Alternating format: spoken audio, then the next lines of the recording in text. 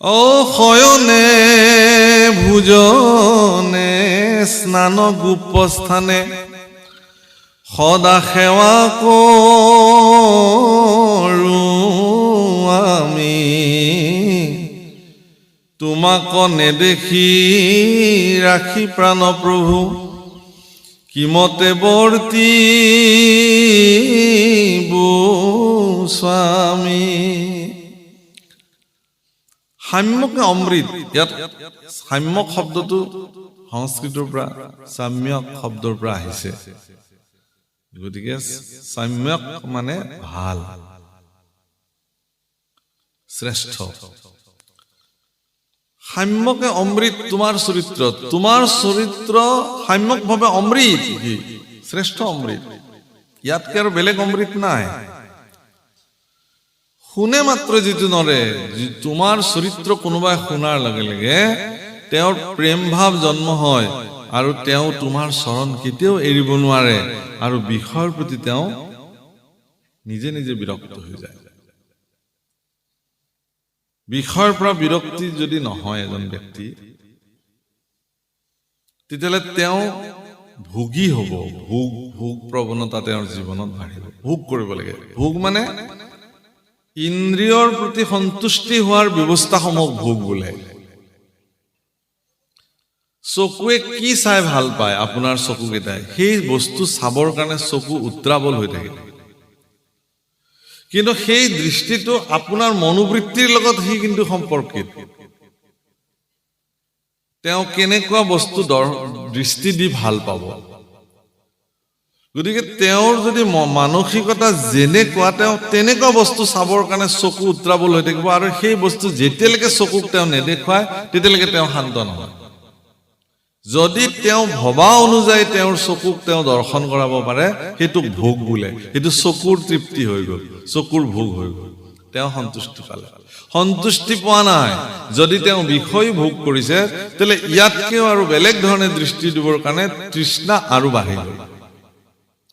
কিন্তু যিবিলাক আধ্যাত্মিক দৃষ্টিভংগীৰে যিবিলাক ব্যক্তিয়ে জীৱন অতিবাহিত কৰে, তেওঁলোকৰ চকুৱে কি চাব খুজিব?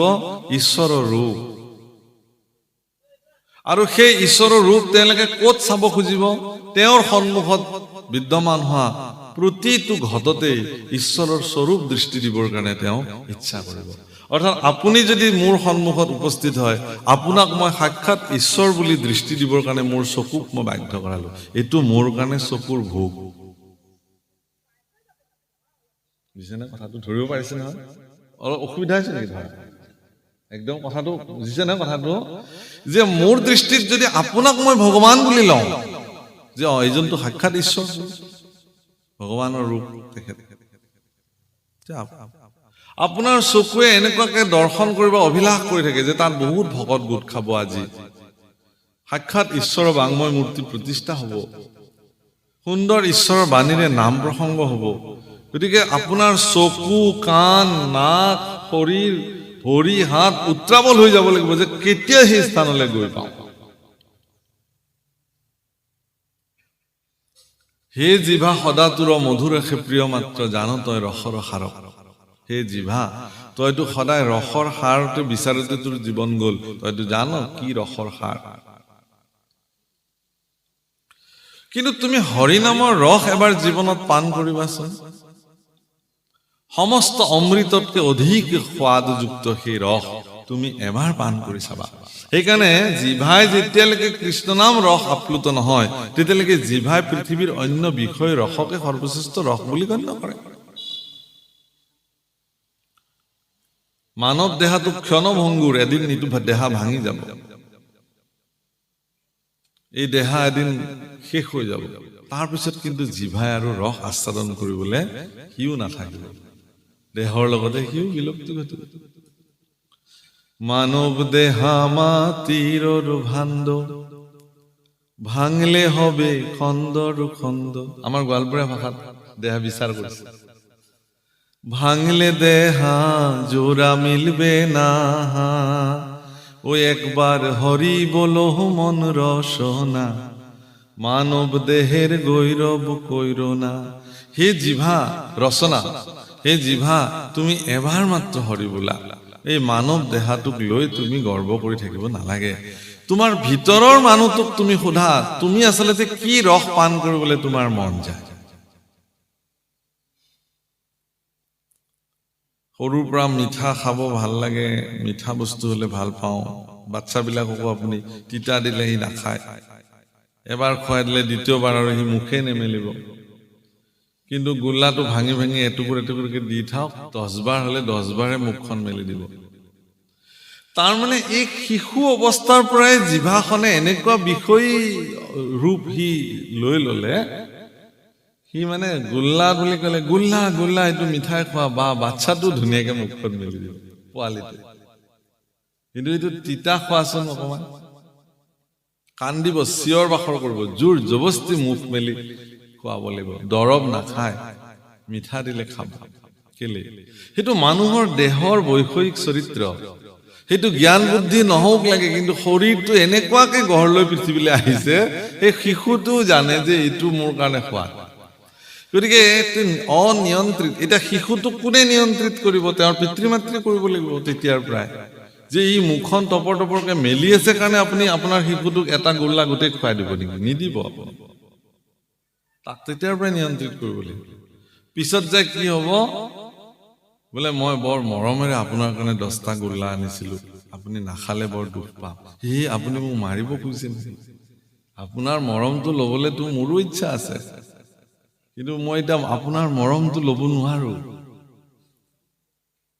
এটুকুৰো খাব নোৱাৰো একদম ডাক্তৰে পুৰা মানা কৰি থৈছে তথাপিও আৰু এটামান কিবাকে লম বাৰু তথাপিও জিভাক নিয়ন্ত্ৰণটো নোৱাৰে গতিকে কিন্তু আপুনি ইমান মৰমেৰে দিয়া গোল্লাকেইটা মই এতিয়া খাব নোৱাৰো কিয় খাব তেনে জিভাই ৰস আস্বাদন কৰোতে কৰোতে জিভাই শৰীৰটোক এনেকুৱা পৰ্যায়লৈ লৈ গুচি গ'ল এতিয়া ইচ্ছাকৃতভাৱে বৈষয়িক ৰস তেওঁ পান কৰিব নোৱাৰে গতিকে ইচ্ছা থকাৰ পিছতো মোৰ সন্মুখত থকা ভোগ যিটো এটুকু ভোগ বোলে সেইকাৰণে এটা বিষয়ী ভোগ এটা আধ্যাত্ম ভোগ আপুনি লওক সিদ্ধান্ত সেইকাৰণে আপোনাৰ ল'ৰা বা আপোনাৰ ছোৱালীজনীক যেতিয়াৰ পৰাই মন মানসিকতা জনা হ'ব তেতিয়াৰ পৰাই আপুনি এই ডিফাৰেন্স তাহাঁতক দিয়ক যে তুমি সিদ্ধান্ত লোৱা বাছা তুমি বিষয় ভোগত ৰত হৈ থাকিবা নে আধ্যাত্মিক ভোগত তুমি ৰত হৈ থাকিবা কোনটো ভোগ তোমাক লাগে যদি তুমি আধ্যাত্মিক ভোগত জীৱন কটাব খুজিছা তেতিয়াহ'লে তোমাৰ মনুষ্য জীৱন ধৰা সাৰ্থক হ'ব আৰু যদি বিষয় সুখত তেতিয়া তাৰ উদাহৰণ নামঘোষাত দিছে দন্তবিহীন যেন কুত্তা চুবাই বাক নপাৰয় হাড় লৰফৰ কৰি চেলে কয় মাত্ৰ দাঁত সৰি গ'ল কুকুৰৰ সন্মুখত মাংসৰ টুকুৰা চুবাবও নোৱাৰে অৱস্থাও নাই খোৱাৰ প্ৰবল মানসিকতা গোন্ধ শুনি থাকিব পৰা নাই আৰু তাক চবাব নোৱাৰিলে এনেই জিভাৰে চেলেকিয়ে আৰু সন্তুষ্টি ল'বিলে আমাৰো অৱস্থা সেইটো বুজাই বুজিব কথাবিলাক এনেকুৱা ইন্দ্ৰিয় প্ৰবৃত্তি আমাৰ আছে এটা সময়ত সেই ইন্দ্ৰিয় প্ৰবৃত্তি কোনো কাৰণত সক্ৰিয় নহয় কিন্তু মনততো ইন্দ্ৰিয় প্ৰবৃত্তিটো প্ৰবল হৈ থাকে তেতিয়া কি কৰিব সেই দাঁত নোহোৱা কুকুৰটোৰ অৱস্থা আৰু মানুহটোৰ অৱস্থা একেই হৈ গ'ল সেইকাৰণে কৈছে যে এতিয়াৰ পৰা আপুনি নিয়ন্ত্ৰিত কৰক অসুবিধাটো কি আছে এতিয়াৰ পৰা নিয়ন্ত্ৰিত কৰক হে প্ৰভুসকল আধ্যাত্মিক জগতে আপোনাক এই অৱস্থাটোলৈ লৈ যাবৰ কাৰণে প্ৰয়াস কৰিছে যে ইন্দ্ৰিয়ৰ আসক্তি যিমান আছে তাৰ সীমাবদ্ধতা নাই তাৰ মানে কোনো পৰিসীমা নাই পৰিধিবিহীন ইন্দ্ৰিয়ৰ মানে আসক্তি ভোগ কিন্তু আধ্যাত্মিক জগতত ইন্দ্ৰিয়ৰ আসক্তি ভোগৰ পৰিসীমা নিৰ্ণয় কৰা হৈছে যে ইমানখিনিতে থাকিব লাগিব ইয়াতকে তুমি যাব নোৱাৰা গতিকে সেই সীমাত যেতিয়া তেওঁ নিয়ন্ত্ৰিত জীৱন কটাব তেতিয়া তেওঁৰ জীৱনত আটাইতকৈ শ্ৰেষ্ঠ সম্পত্তিটো জন্ম হ'ব যাৰ নাম ভক্তি যেটো মহাপুৰুষ গুৰুজনাই অত্যন্ত কঠোৰ ব্যৱস্থাৰ দ্বাৰা শ্ৰমৰ দ্বাৰা তেওঁ গীত পদ কৰিলে সংস্কৃতৰ পৰা অসমীয়ালৈ শাস্ত্ৰ অনুবাদ কৰিলে ভাওনাৰ সৃষ্টি কৰিলে খোল সৃষ্টি কৰিলে কেনেকে ভকতসকলক মানে ঈশ্বৰমুখী কৰিব লাগিব তাৰ কাৰণে প্ৰয়াস কৰিছে এই কাপোৰখিনিৰ আঁৰত খুব কথা পাতিছে আইসকলে হয়নে? এই আইসকলক কৈ দিয়কচোন।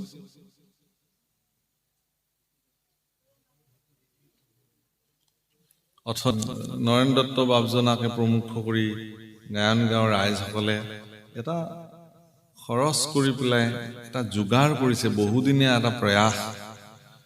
এইটো এটা তাৰমানে এনেকুৱা হ'ব নালাগে যে কেৱল আৰু শুনিলো হ'ল, ইয়াৰ পৰা কিবা আমাৰ জীৱনত কামত কিবা আহিল নে নাই, আমাৰ বিশেষকে নিউ জেনেৰেশ্যন, নতুন প্ৰজন্মটোৱে কিবা শিকিলে নে নাই, আমি তাহাঁতক কিবা দিব পাৰিম নে নোৱাৰিম, সেইটোহে প্ৰয়াস মোৰ। কিন্তু এইটো উদ্দেশ্যতে মই ইমান কষ্ট কৰি সমগ্ৰ অসম ঘূৰি আছো। মই আপোনালোকক ক'লো কেনেকে ল'ৰা ছোৱালীবিলাকক আমি মানুহ কৰিব পাৰো। কেৱল ইউনিভাৰ্চিটিত পঢ়ি এখন চাৰ্টিফিকেট ল'লে এজন মানুহ নহ'ব পাৰে। কেৱল এটা ভাল দৰমহাধাৰী চাকৰি কৰিলে আপোনাৰ ল'ৰা মানুহ হৈ গ'ল, আপোনাৰ ছোৱালীৰ জীৱনৰ মানুহ হৈ গ'ল আৰু একো কাম নাই, সেইটো নহ'বও পাৰে।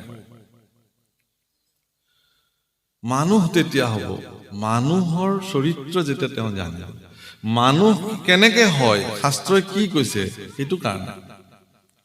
গতিকে হে ভগৱান, তোমাৰ চৰিত্ৰ সাম্যকে অমৃত, ই সাক্ষাৎ অমৃত সদৃশ। গতিকে এই অমৃত যিজনে শুনে, তেওঁ পৰম প্ৰেম ভাৱ তেওঁৰ ভিতৰত জন্ম হয়। প্ৰেম ভাৱ মানে ইও আধ্যাত্মিক প্ৰেমৰ কথাই কৈছে। বিষয়ী প্ৰেম বেলেগ বস্তু। বিষয়ী প্ৰেম শৰীৰৰ লগত সম্পৰ্ক, আধ্যাত্মিক প্ৰেম আত্মাৰ লগত সম্পৰ্ক। কেৱল শৰীৰৰ তৃপ্তিৰ কাৰণে যদি প্ৰেম কৰিছে, সেইটো শাৰীৰিক প্ৰেম, বিষয় প্ৰেম। আৰু আত্মাৰ তৃপ্তিৰ কাৰণে, ভিতৰৰ তৃপ্তিৰ কাৰণে, আভ্যন্তৰিক সন্তুষ্টিৰ কাৰণে যিসকলে প্ৰেম কৰিছে, সেইটো চূড়ান্ত প্ৰেম, সেইটো আধ্যাত্মিক প্ৰেম। সেইটো মানুহে কেতিয়াবা কি কৰে, এডাল গছত পানী ঢালিও সেই প্ৰেম তেওঁ জাগ্ৰত কৰিব পাৰে। এডাল গছত যেতিয়া এজন মানুহে পানী ঢালি দিব, দি তেওঁ তৃপ্তি লাভ কৰিব পাৰে। বাহ, ইমান ধুনীয়াকে এইডাল গছ এতিয়া কিমান, এই খৰাং দিনত মই গছডালত গৈ হিয়াজ ভৰাই, এডাল গছ এইটো ক'ব নোৱাৰে মোক পানী লাগে বুলি, কিন্তু তাৰ পত্ৰ পুষ্প শুকাই যাবলৈ আৰম্ভ কৰিছে। আপোনাৰ দৃষ্টিগোচৰ হ'ল, আপুনি গৈ এবাল্টি পানী ঢালিছে, আপোনাৰ মন প্ৰেমেৰে ভৰি গৈছে, তৃপ্তি। এইটো এটা তৃপ্তি, এইটো এটা প্ৰেম। চৰাই চিৰিকটি বিলাকে কেতিয়াবা খাবলৈ নাপাই পেলাই ঘূৰি ফুৰে পানী এটুপিৰ কাৰণে। আপুনি যদি চৰাই চিৰিকটিৰ কাৰণে অকমান পানীৰ ব্যৱস্থা ঘৰত কৰি দিব পাৰে। মই বহুত মানুহ ঘৰতে দেখিছো যে খুব মাটিৰ পাত্ৰৰ মলাত ধুনীয়াকে বাঁহেৰে যতনাই 2-3 ঠাইত পানী থৈ দিয়ে। মই সুধিলো এবাৰ যে এইটো কি কাৰণত থৈছে, বোলে এনেই থৈছো, ওচৰৰ পৰা চৰাইবিলাকে ভাল পানী অকমান খাব, নহলে জোৰে তোৰে পানী খাই সিহঁতে। তাতকে ইয়াত মই পানীটো সদায় সলাই দিওঁ আৰু ইয়াতে তাহাঁতে বহি বহি ধুনীয়া। আৰু হয়ো পানীৰ পাত্ৰ এটা দি দিছে আৰু চাৰিওফালে এনেকে কেইডালমান বাঁহ বান্ধি দিছে যতনাই পেলাই। আৰু চৰাইবিলাকক মই দেখিলো অলপ পিছতে যে গোটেই বিভিন্ন প্ৰকাৰৰ চৰাই আহিছে আৰু তাত পানী খাইছে।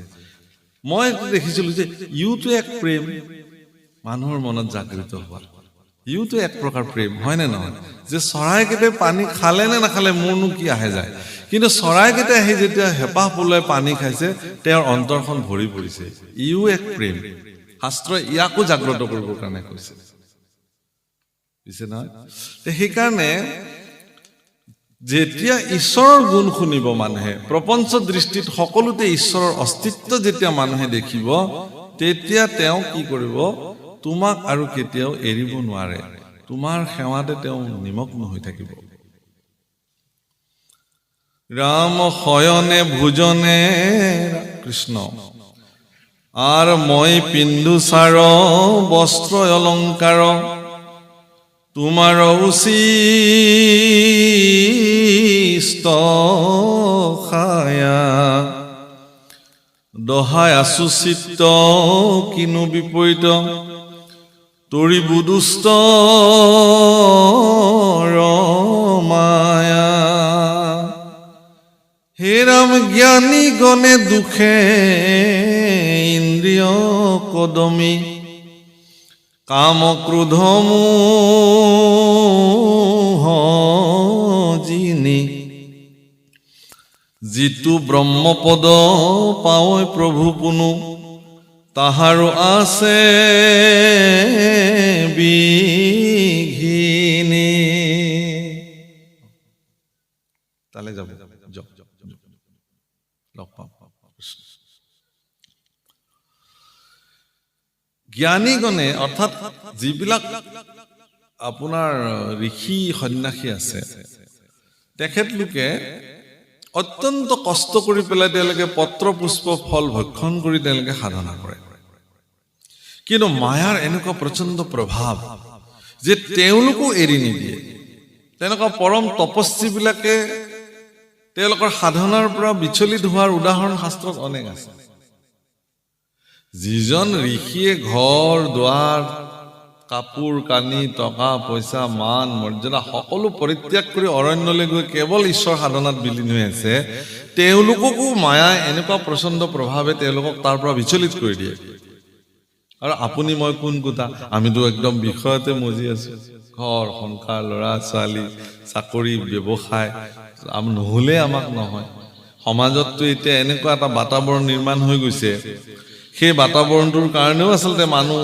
বিষয় হ'বৰ কাৰণে বাধ্য হৈ গৈছে আজি যদি আপোনাৰ ধন টকা পইচা প্ৰচুৰ পৰিমাণে আছে সমাজত আপোনাৰ মূল্যও আছে এনেকুৱা পৰিৱেশ হৈছে মান মৰ্যাদা যেন সকলো আপোনাৰ হাতৰ মুঠিত কাৰণ আপোনাৰ টকা আছে কিন্তু যিজনে সমাজত মান মৰ্যাদা পাব লগা ব্যক্তি উচিত ধৰণে মান সৎকাৰ সমাজে তেওঁক দিব লাগে কিন্তু তেওঁৰ ধন টকা পইচা নাই ক্ষমতা নাই তেতিয়াহ'লে তেওঁ হয়তো সমাজত সমাদৃত নহবও পাৰে এনেকুৱা পৰিস্থিতিৰ সৃষ্টি হৈছে কৰবাত সকলোতে নহয় বাৰু কৰবাত এনেকুৱা পৰিস্থিতি দুই এঠাইত সৃষ্টি হোৱা দেখা যায় আজি যদি অত্যন্ত মানে দুৰ্নীতি পৰায়ণভাৱে যদি কোনোবাই ধন উপাৰ্জন কৰে আৰু সেই ধন যদি তেওঁ সমাজৰ নিমিত্তে অৰ্পণ কৰে তেতিয়াহ'লে তেওঁ সমাজসেৱক হৈ যায় কিন্তু তেওঁ কেনেকে ধনটো উপাৰ্জন কৰিছে সেইটোতো জানে সমাজে তথাপিও মানুহে তেওঁক সন্মান দিবলৈ বাধ্য কাৰণ তেওঁ টকা দিছে অৱশ্যে এনেকুৱা ব্যক্তিও আছে যিবিলাক ব্যক্তিয়ে অত্যন্ত সৎ আৰু পৰিশ্ৰমৰ মাজেৰে ধন উপাৰ্জন কৰে প্ৰচুৰ পৰিমাণে ধন উপাৰ্জন কৰে সেই ধনো তেওঁলোকে ভগৱানৰ নিমিত্তে সমাজৰ নিমিত্তে অৰ্পণ কৰে তেওঁলোক কিন্তু প্ৰকৃতাৰ্থত সন্মান প্ৰাপ্তিৰ যোগ্য দাবীদাৰ কিন্তু মানুহে ইমান বিচাৰ কৰিবলৈ সময়ে বা ক'ত সেইকাৰণে বহু ক্ষেত্ৰত মানুহে এনেকুৱা ধৰণৰ আজিকালি ল'ৰা ছোৱালীবিলাকৰ মনত উঠি অহা প্ৰজন্মৰ মনত এনেকুৱা ধৰণৰ কিছুমান চিন্তাই মানে তেওঁলোকক খুব আজুৰি থাকে আমাৰ আগত কয় আমাৰ শিষ্যবিলাকে ল'ৰা ছোৱালী সোধে যে প্ৰভুশ্বৰ টকা নহ'লে দেখোন একোৱেই নহয় আজিকালি গতিকে আমি সকলো প্ৰকাৰে যেনে তেনে প্ৰকাৰে হ'লেও ধন উপাৰ্জন কৰিব লাগে তেওঁলোকক বুজাওঁ কেনেকে যে এই ধনে সৰ্বোচ্চ নহয় কিন্তু বাতাবৰণটোৱে তেনেকুৱা গতিকে তেওঁলোকক বুজাবৰ কাৰণে প্ৰয়াস কৰোঁ আমি যে তুমি ধন উপাৰ্জন কৰা কিন্তু সেই ধন কাৰোবাৰ অকল্যাণ কৰি নহয় কাৰোবাক ক্ষতি কৰি নহয় কাৰোবাক প্ৰতাৰণা কৰি নহয় কাৰোবাক একদম বন্দী কৰি লৈ কাৰোবাক চুচি কাৰোবাৰ পৰা ধন উপাৰ্জন কৰাৰ মানসিকতা ই আটাইতকৈ মানে বেয়া মানসিকতা মানুহক মানুহে ব্যৱহাৰ কৰিছে নিজৰ স্বাৰ্থত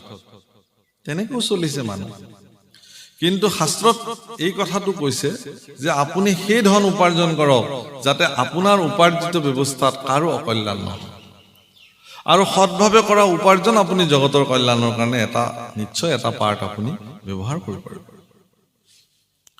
ইয়াত সেইকাৰণে কৈছে যে উদ্ধৱে কৈছে যে মোৰ মনটো চিত্তটো দৃঢ়তা হৈ আছিলে এইটোৱেই যে তোমাৰ সেৱা কৰিছো মই গতিকে মই এই মায়াৰ দুষ্টৰ মায়াৰ পৰা মই নিজকে পৰিত্ৰাণ নিয়াব পাৰিম হে ৰাম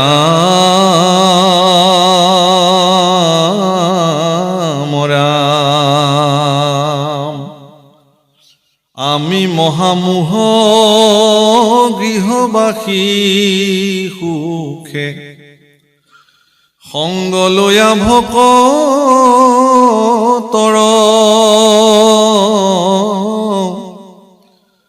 তোমাৰ চৰিত্ৰ কথা শুনিলাতে তৰিলো দুষ্টৰ মায়া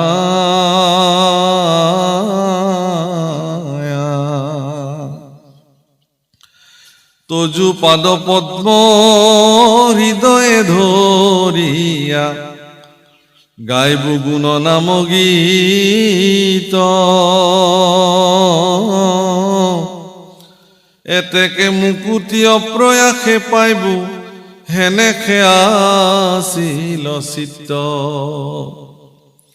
চৰণ ছত্ৰৰ ছায়া সেৱৈ যিটো সিটো এৰাইটো তাপ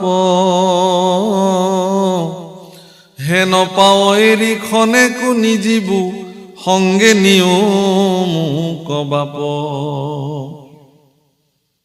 তোমাৰ চৰণ পদ্ম হৃদয় ধৰি তোমাৰ গুণ গীত মই গাওঁ এতেকে মুকুতি অপ্ৰয়াসে পাইব হেনেকে আছিল চিত্ত এইটো উদ্ধৱৰ সিদ্ধান্ত প্ৰভুসকল ঈশ্বৰৰ ৰূপ হৃদয়ত চিন্তা কৰি ঈশ্বৰৰ গুণ যিবিলাকে মুখেৰে গায় তেওঁলোকেই দুষ্টৰ মায়া তৰি যাব পাৰে এইটো উদ্ধৱে সিদ্ধান্ত অকল উদ্ধৱৰ সিদ্ধান্ত নহয় এইটো শাস্ত্ৰৰ সন্মত সিদ্ধান্ত এইটো ঈশ্বৰৰো সিদ্ধান্ত ইয়াৰ পিছত ঈশ্বৰে সিদ্ধান্ত দিব তাৰমানে এই বৈষয়িক জগতখনত বিষয় লোক হিচাপে আমিবিলাকে পৃথিৱীত থকাৰ পিছত আমি যদি ঈশ্বৰৰ ৰূপ হৃদয়ত চিন্তা কৰি মুখেৰে তেওঁৰ গুণ গাওঁ তেলে ইয়ে ভক্তিৰ একমাত্ৰ উপজীৱি মানে বেলেগ আৰু কৰিবলগীয়া নাই আপুনি যি নকৰক কিয় আপোনাৰ দৈনন্দিন জীৱনত কৰক কিন্তু এটা মুহূৰ্তত হলেও আপুনি ভগৱানৰ কাৰণে হৈ যাওক অলপ সময় ৰাতিপুৱা আপুনি স্নান কৰি উঠি ভগৱানৰ কাৰণে আপুনি অকমান সময় তেওঁৰ কাৰণে দিয়ক তেওঁক চিন্তা কৰক মগজুত তেওঁৰ কাৰণে অলপ সময় দিয়ক ভগৱান আপোনাৰ প্ৰতি হিমানতে সন্তুষ্টি হৈ যাব বাকিখিনি লাগে আপুনি বিষয় কৰ্মলৈ থাকক হে ৰাম সবে পৰিহৰি চৰণ দূতই ও তোমাৰ কৰিলো খাৰ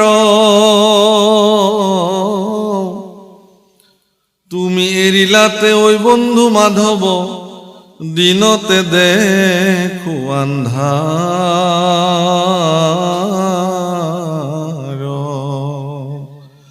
সমস্ত বাদ দি তোমাৰ চৰণ যুগলকে মই সাৰ কৰিলো হে ভগৱান হে মাধৱ যদি তুমি এৰি দিয়া মোৰ কাৰণে দিনতে এন্ধাৰ হৈ যাব তুমিয়েই মোৰ কাৰণে জীৱনৰ সৰ্বোচ্চ উদ্ধৱৰ এনেকুৱা কাতৰ বিননি ভগৱন্ত পুৰুষে শুনি আছে তেওঁ কৰিছে বাপসকল যি 6 গৰাকী ভক্ত আছে ভগৱানৰ বিশেষ ৰূপত সেই 6 গৰাকী ভক্তৰ ভিতৰত উদ্ধৱো এগৰাকী প্ৰথম গৰাকীৰ নাম ল'ব পাৰি হনুমান দ্বিতীয় গৰাকী জাম্বৱন্ত তৃতীয় গৰাকী বিভীষণ চতুৰ্থ গৰাকী উদ্ধৱ পঞ্চম গৰাকী মৈত্ৰেয় আৰু ষষ্ঠ গৰাকী হল বিদুৰ আপোনাৰ বিদুৰ হস্তিনাপুৰৰ দৰে ৰাজ্যৰ তেওঁ প্ৰধানমন্ত্ৰী আছিল কিন্তু বিদুৰৰ ঘৰত নে বহিবলৈ এখন চকী আছিল ভাল নে শুবলৈ এখন বিছনা আছিল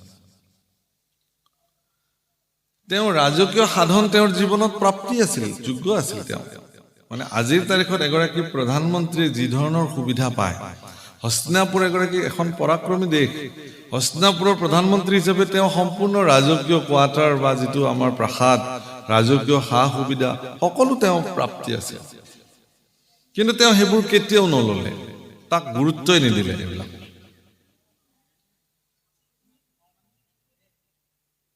তেওঁ গুৰুত্ব নিদিলে সেইবোৰ বাদ দি পেলাই তেওঁ জীৱন চলালে সেইকাৰণে মহাভাৰতত বিদুৰৰ যি চৰিত্ৰ সেই চৰিত্ৰ আটাইতকৈ উল্লেখযোগ্য আৰু গুৰুত্বপূৰ্ণ চৰিত্ৰ কিহৰ কাৰণে যে বিদুৰৰ যি নীতি সেই নীতিক জগতৰ সৰ্বশ্ৰেষ্ঠ নীতিসমূহৰ ভিতৰতো বিদুৰ নীতিকো ধৰা হয় সেইকাৰণে আপুনি আপোনাৰ জীৱনত যদি নীতি জ্ঞান ল'ব লগা আছে তেতিয়াহ'লে বিদুৰৰ নীতি গ্ৰহণ কৰিব লাগিব মানে কেনেকুৱা মই উদাহৰণ এটা দিছো যে যেতিয়া কুৰুক্ষেত্ৰ যুদ্ধ আৰম্ভ হৈ গ'ল মানে প্ৰস্তুতি চলিছে সেই মুহূৰ্তত বিদুৰে তেওঁৰ যি ৰাজকীয় পদবী পৰিত্যাগ কৰিছে ত্যাগ দিছে যে মই আৰু প্ৰধানমন্ত্ৰী হৈ নাথাকিম সেই সময়ত সমাজ ব্যৱস্থাৰ কাৰণে ই এক নিন্দনীয় কাৰ্য, কাৰণ এখন দেশৰ প্ৰধানমন্ত্ৰীয়ে দেশৰ শান্তিকালত তেওঁ প্ৰধানমন্ত্ৰী হিচাপে সকলো সুখ ভোগ লৈ থাকিব, আৰু যেতিয়া যুদ্ধকালীন পৰিৱেশত তেতিয়া তেওঁ পদৰ পৰা পদত্যাগ কৰি গুচি যাব, এইটো কোন কালৰ ন্যায়? বিদুৰে কৈছিলে যে মই এইখন যুদ্ধত নাই, কাৰণ এইখন যুদ্ধ এখন অন্যায় যুদ্ধ। কৌৰৱে এখন অন্যায়ৰ পক্ষত যুদ্ধ কৰিবৰ কাৰণে সাজু হৈছে, গতিকে মই অন্যায়ৰ পক্ষত থাকিব নোৱাৰো, এতেকে মই প্ৰয়োজনত মোৰ পদবীক মই পৰিত্যাগ কৰিলো। এই বুলি পদবীক পৰিত্যাগ কৰিছে, কৰি তেওঁ তীৰ্থ ভ্ৰমণলৈ গুচি গৈছে। যদি তেওঁ পূৰ্বতে ৰাজকীয় সকলো ধৰণৰ সা সুবিধা গ্ৰহণ কৰি থাকিলেহেঁতেন, তেতিয়াহ'লে কিন্তু তেওঁ পদবী পৰিত্যাগ কৰিব নোৱাৰিলেহেঁতেন, কাৰণ মানুহে তেওঁ এইটো কথা ক'লেহেঁতেন। সেইকাৰণে তেওঁ সকলো পদ আদি পৰিত্যাগ কৰি, ৰাজকীয় সকলো হেৰি পৰিত্যাগ কৰি তেওঁ কি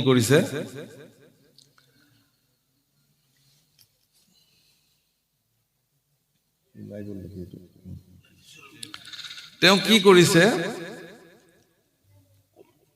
সকলো পৰিত্যাগ কৰি তেওঁ তীৰ্থলৈ গুচি গৈছে, সকলো পৰিত্যাগ কৰি, যাতে তেওঁ কোনেও আঙুলি টোৱাব নোৱাৰে যে আপুনি কিয় গুচি গ'ল। বিদুৰ নীতি। যেতিয়া যতুগৃহত পঞ্চপাণ্ডৱক জ্বলাবৰ কাৰণে মানে প্ৰস্তুতি চলায়, শকুনিয়ে দুৰ্যোধনক কৈছিল যে সকলোৱে গম পালেও এই কথাটো যাতে বিদুৰে গম নাপায়, কাৰণ বিদুৰ ইমানেই ন্যায়ৰ পক্ষত আছে যে তেওঁ যদি কেনেবাকে এই কথাটো গম পায়, তেতিয়াহ'লে আমাৰ এই আঁচনিটোত তেওঁ কিন্তু পূৰ্ণতা হ'বলৈ নিদিয়ে। কিন্তু বিদুৰৰ এনেকুৱা ৰাজনৈতিক বিচক্ষণ পুৰুষ আছিল বিদুৰ, যে তেওঁৰ চোৰাংচোৱা ইমানেই শক্তিশালী আছিল যে তেওঁ যেনে তেনে কথাটো গম পাই গ'ল যে এটা সম্পূৰ্ণ মানে লাহৰে দ্বাৰা নিৰ্মিত ঘৰ, যতুগৃহ, য'ত পঞ্চপাণ্ডৱক থৈ বাহিৰৰ পৰা দুৱাৰ বন্ধ কৰি দিব, এখনেই দুৱাৰ, সেই ঘৰখনত জ্বলাই দি পঞ্চপাণ্ডৱ সৈতে কুন্তীক তাতে বধ কৰিব। এই কথা জানি যুধিষ্ঠিৰক এই কথাটো জনাবলৈ গ'ল। বিদুৰে যুধিষ্ঠিৰৰ ঘৰলৈ খোজ লোৱাৰ লগে লগে কেনেকে গম পালে শকুনিয়ে, তৎক্ষণাৎ দুৰ্যোধন, দুঃশাসন, শকুনি আৰু কৰ্ণ গোটেই কেইজনে আহি পেলাই আগতে আহি যুধিষ্ঠিৰৰ ঘৰত বহি থাকিলে, যাতে বিদুৰে কথাটো যুধিষ্ঠিৰক ক'ব। বিদুৰে গৈ দেখিছে, আৰে মোতকে আগতে বহি আছে এওঁলোকে, তোমালোকো আহিছা বোলে, ময়ো আহিছো। কাকা তুমি কিয় আহিলা ইয়ালৈ? বিদুৰক সুধিছে, দুৰ্যোধনে সুধিছে, তুমি আজি হঠাৎ আহিলা যে ইয়ালৈ? কৈছে, নাই মই বহুদিন হ'ল মই এওঁলোকৰ খবৰ লোৱা নাই, এবাৰ আজি খবৰ ল'বলৈ আহিলো, আৰু অন্য বেলেগ একো নাই। বহিলে, চাহ পানী খালে, আপ্যায়ন কৰিলে, কৰি লাষ্টততো দেখিলে যে এওঁলোকতো নুঠে, এতিয়া কথাটোতো ক'বও নোৱাৰে। তেতিয়া বিদুৰে ক'লে যে ঠিক আছে ময়ো যাওঁ, বেছি দেৰি নকৰোঁ, কিন্তু যাবৰ সময়ত মই এটা প্ৰশ্ন সুধি থৈ যাওঁ তোমালোক গোটেইবিলাক। প্ৰশ্নটোৰ উত্তৰ কাৰ হাতত আছে মোক দিবা। এখন অৰণ্যত যেতিয়া জুই লাগে, সেই অৰণ্যখনৰ প্ৰচণ্ড দাবানলত হাতী, ঘোঁৰা, বাঘ, সিংহ চব জ্বলি ভস্ম হৈ যায়, কোনো বাচি যাব নোৱাৰে। কিন্তু এটা বিশেষ জীৱ আছে, সেই জীৱটো কিন্তু অৰণ্যত জুই জ্বলিলেও তেওঁলোক নমৰে। সেই জীৱটো কোন? তেতিয়া উত্তৰটো আহিল যে এন্দুৰ বিলাক। সিহঁতে যেতিয়া জুই লাগে তেতিয়া গাঁত খান্দি তললৈ সোমায়, কাৰণ মাটিটো ঠাণ্ডা হৈ থাকে নহয়, জুয়ে মাটিটোত প্ৰভাৱ নেপেলায়। গতিকে তাহাঁতে বহুত তলত গৈ সিহঁতে অৱস্থান কৰে আৰু তাত বাচি যায়। বা সিহঁতে কি কৰে, খান্দি খান্দি গৈ গৈ গৈ জুই নলগা জাগাৰে ওলাই সিহঁতে এনেকে গুচি যায়। ঠিক আছে, মই এই কথাটো তোমালোকে জানা নাজানা এনেই সুধি চালো। আৰু দৰাচলতে বিদুৰে যুধিষ্ঠিৰক ইংগিতটো দি থৈ গ'ল যে তোমালোকো এই দাবানলত পৰিবলৈ গৈ আছা, চাৰিওফালৰ পৰা দুৱাৰ বন্ধ কৰি তোমালোককো জ্বলাই দিয়া হ'ব, তোমালোক যিমান বাহুবলী পৰাক্ৰমী হ'লেও নোৱাৰিবা, ঘৰ ভাঙিব নোৱাৰা, গতিকে এই প্ৰচণ্ড লাহৰ জুইত তোমালোকে মৃত্যুবৰণ কৰিবা।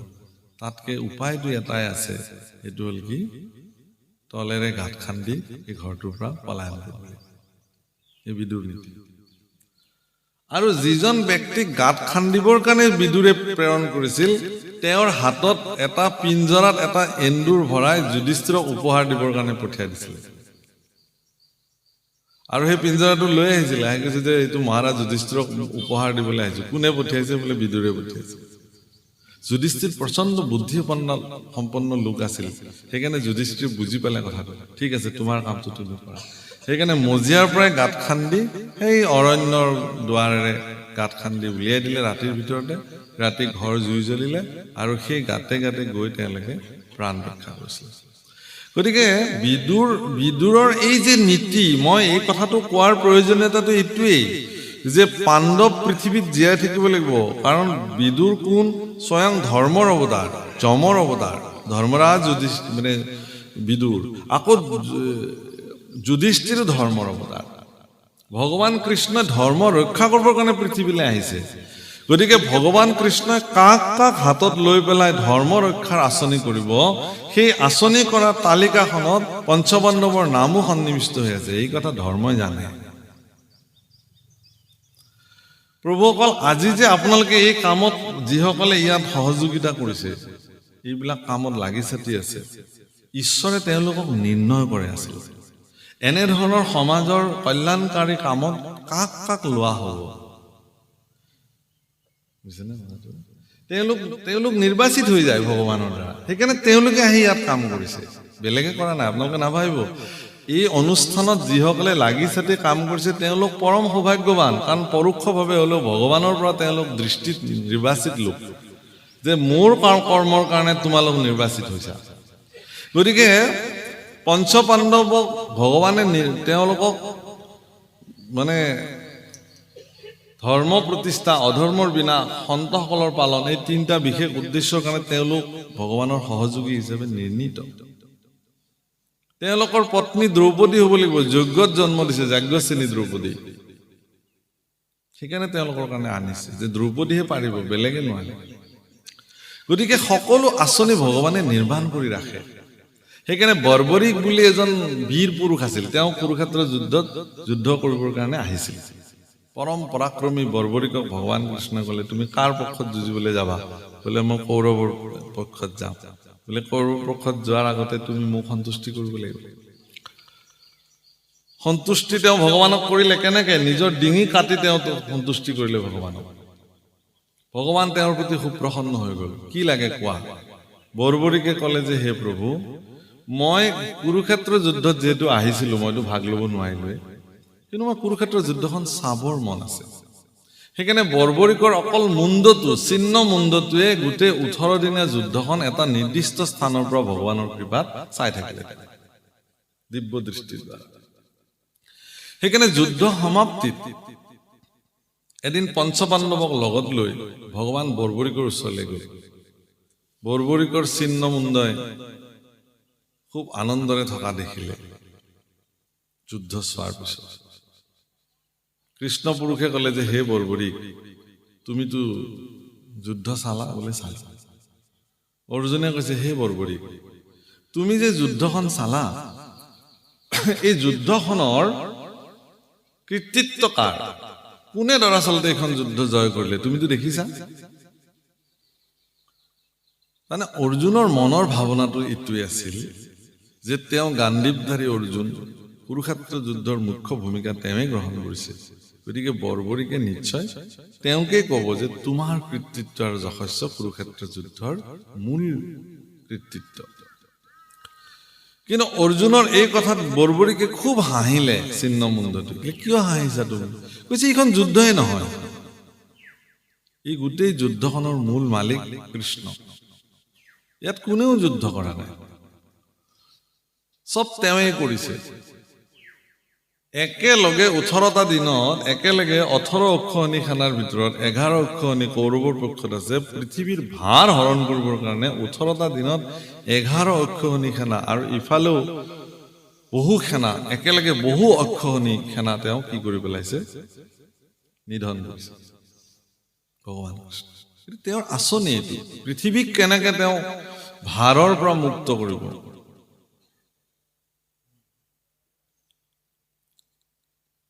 কাৰণ বসুমতীয়ে ব্ৰহ্মাদেৱক প্ৰাৰ্থনা কৰিছিল যে মোৰ ভাৰ বাঢ়িছে। ভাৰ মানে চিন্তাৰ ভাৰ, সহনশীলতা বসুমতীতকে কাৰো নাই। কিন্তু তেওঁৰ বুকুত জন্ম হোৱা দুষ্ট দৈত্যসকলৰ প্ৰাদুৰ্ভাৱ বাঢ়িছে। প্ৰভু অকল মনত ৰাখিব আপোনালোকে, এই যে প্ৰকৃতিয়ে মাজে মাজে নৰসংহাৰ আৰম্ভ কৰে, যে প্ৰকৃতিয়ে যে কিছুমান নৰসংহাৰ আৰম্ভ কৰে প্ৰকৃতিক কিছুমান পৰিঘটনাৰ ফলত, সেইবিলাক প্ৰকৃতিয়ে ইচ্ছাকৃতভাৱেই কৰে। কাৰণ পৃথিৱীত ভাৰ বহুত বাঢ়ি যায়। আৰু এতিয়াও পৃথিৱীত দুষ্ট দুষ্ট লোকৰ যিমানে মানসিকতা বাঢ়িব সিমানে এওঁলোক নিধন হ'বলৈ গৈ আছে। পৃথিৱীত এওঁলোক তিষ্ঠি থাকিব নোৱাৰে। পৃথিৱীত তিষ্ঠি থাকিব কেৱল সজ্জনসকল, সাধুসকল। আৰু এই গোটেই পৃথিৱীখন সাধুসকলৰ কাৰণেহে নিৰ্মাণ হৈছে। সাধুসকল থাকিবৰ কাৰণে এইখন পৃথিৱী, ইয়াত অসাধু লোকসকলৰ কাৰণে এইখন পৃথিৱী নহয়। সেইকাৰণে যুগে যুগে সাধুসকলৰ লগত অসাধুসকলৰ দ্বন্দ্ব, সংস্কৃতিৰ বিপৰীতে অপসংস্কৃতি বা বিকৃতিৰ যিটো দুষ্কৃতিকাৰীসকলৰ যিখন দ্বন্দ্ব যুদ্ধ, সেইটোৱেই লাগি আছে। আজিও পৃথিৱীত আপুনি যদি সংস্কাৰিত কথা ক'বলৈ যায়, অসংস্কাৰিত সকলে আপোনাৰ বিৰুদ্ধে দপদপাই থিয় হৈ উঠিব। আজিও আপুনি কৈ চাওকচোন, এবাৰ আপোনাক নিদিব ইমান সহজে। কিন্তু সেই বুলি সন্তসকল কেতিয়াও হাৰ নামানে। সন্তসকলে যুঁজি যাব ভগৱানৰ কৃপাত। পৃথিৱীত সাধুতাক প্ৰৱৰ্তন কৰিবৰ কাৰণে সন্তসকল দায়বদ্ধ। আপোনালোকৰ দৰে সাধুজন, সেইকাৰণে কৈছে সাধুজন বন্দন। সাধুজনে যাক বন্দনা কৰিছে কৃষ্ণ পুৰুষক, তেওঁ এইকাৰণে বন্দনা কৰিছে যে হে প্ৰভু, তুমি এই কৰ্মটো জগতত সাধন কৰা। ৰাম হে প্ৰাণনাথ নকৰায়নাথ, দান্তে ধৰুখে তুলি, তোমাৰ বিয়োগে অগনি এখনে, দেখা মাৰে মোক পুলি। হে ৰামেহি বুলি সন্ত উদ্ধৱ মহন্ত, ঔ আতি প্ৰেময়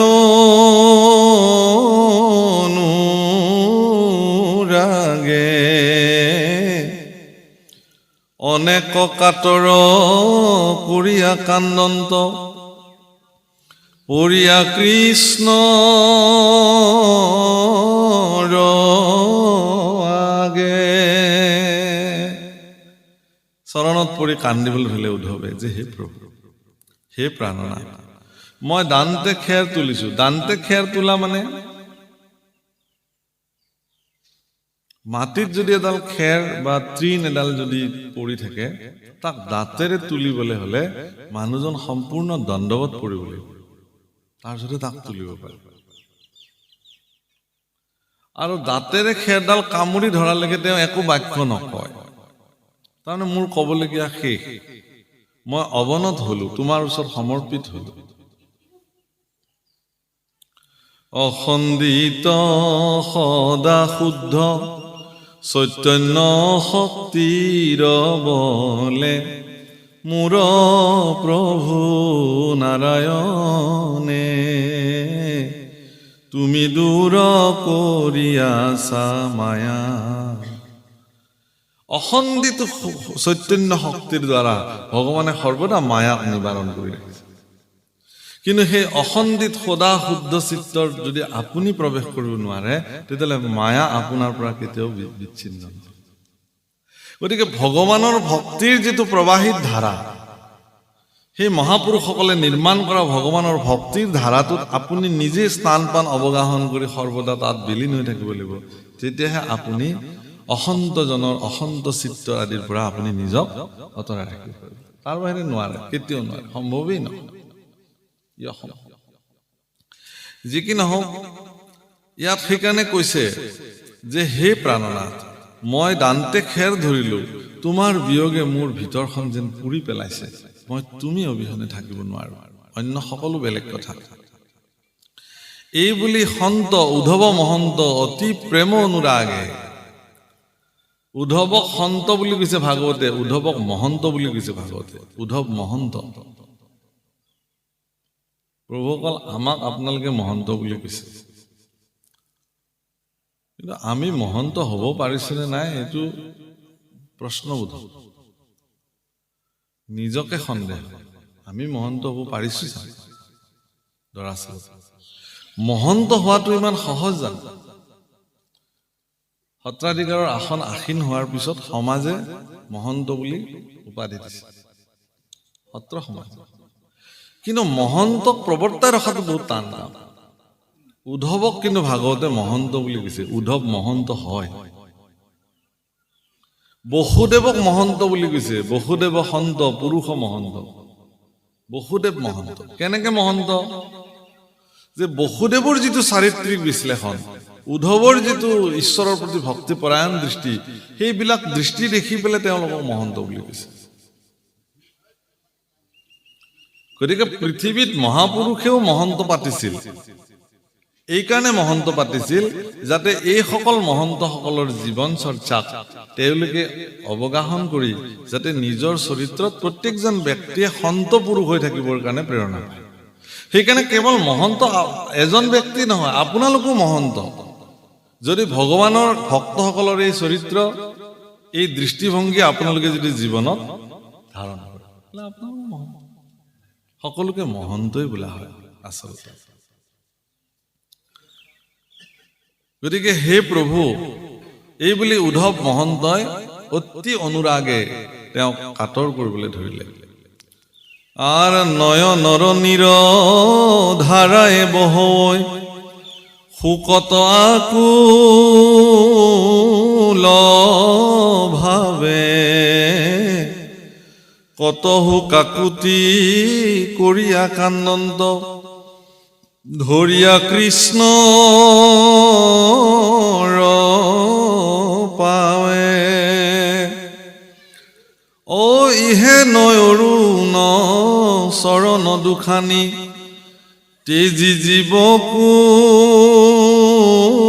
নখতে মাধৱ বান্ধৱ নৱধা সমূলি নিয়োক মুক লগতে।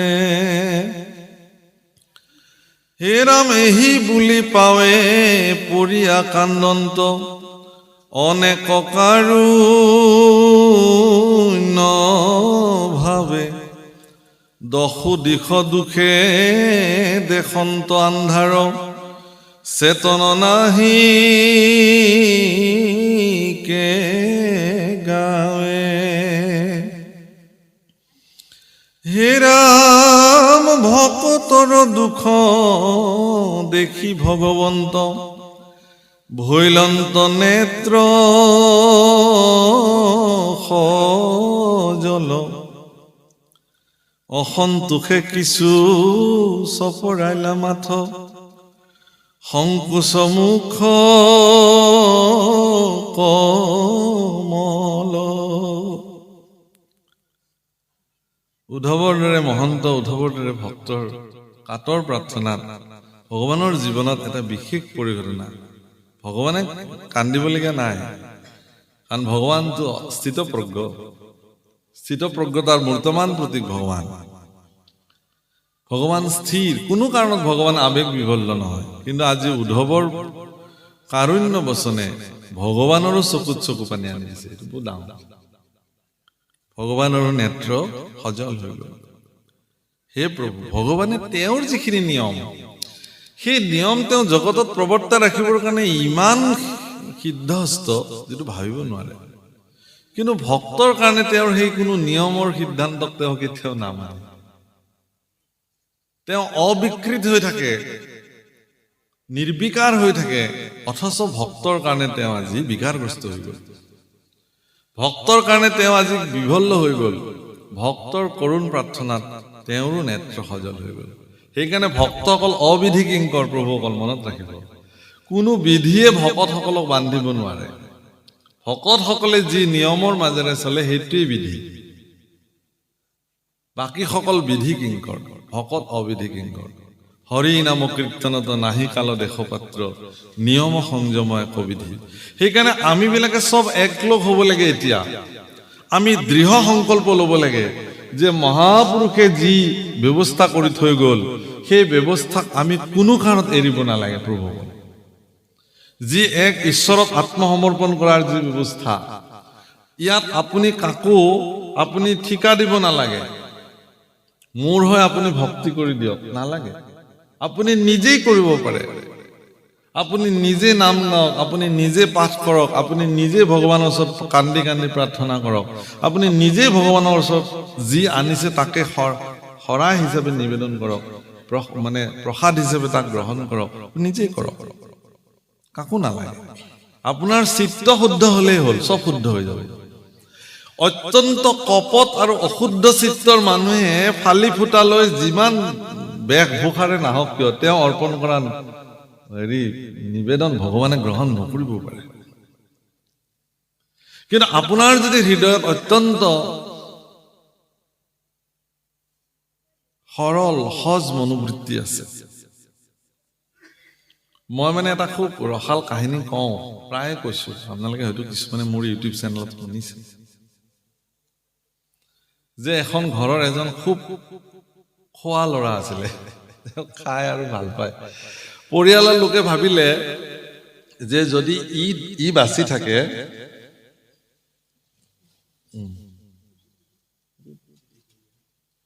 ঠিক কৰি দিয়ক নহয় নহয় ইফালৰ পৰা ওপৰৰ পৰা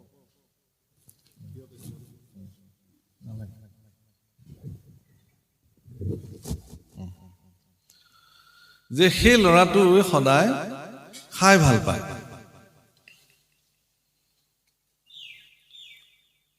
এদিন পৰিয়ালৰ লোকে তাক দেখিলে যে ই যদি আমাৰ পৰিয়ালত থাকে তেতিয়াহ'লে আমি গোটেইবোৰ লঘনে মৰিব লাগিব সেইকাৰণে তাক ঘৰৰ পৰা উলিয়াই দিলে সি গুচি গ'ল ঘৰৰ পৰা যেতিয়া ঘৰৰ পৰা সি গুচি গ'ল তেতিয়া সি কান্দি কান্দি চিন্তা কৰি আহিলে যে মই এতিয়া ক'ত থাকিম তেওঁ এখন আশ্ৰমত প্ৰৱেশ কৰিলে সেই আশ্ৰমখনৰ যিজন আশ্ৰমৰ অধীশ্বৰ তেওঁ সুধিলে যে গুৰুদেৱ মই ইয়াতে থাকিব পাৰিমনে পাৰিবা ইয়াত কি কাম একো কাম নাই ঈশ্বৰৰ নাম ল'ব লাগে আৰু আশ্ৰমৰ যি কাম আছে আশ্ৰমত গৌশালা আছে গৰু ঘাঁহ দিব লাগে গৰুক পালন কৰিব লাগে চাফ চিকুণ কৰিব লাগে ঈশ্বৰৰ কৰ্ম কৰিব লাগে ৰন্ধা বঢ়া কৰিব লাগে বাছ যি আছে যাৰ যি ভাল পায় কৰিলে হ'ল আশ্ৰম সেইখন বোলে ইয়াতে খাব ল'ব ঠিকে পায়নে গুৰুদেৱ পায় বোলে যোনে যিমান খাব খোজে ইমান দিয়ে নে দিয়ে দিয়ে থাকিব পাৰিব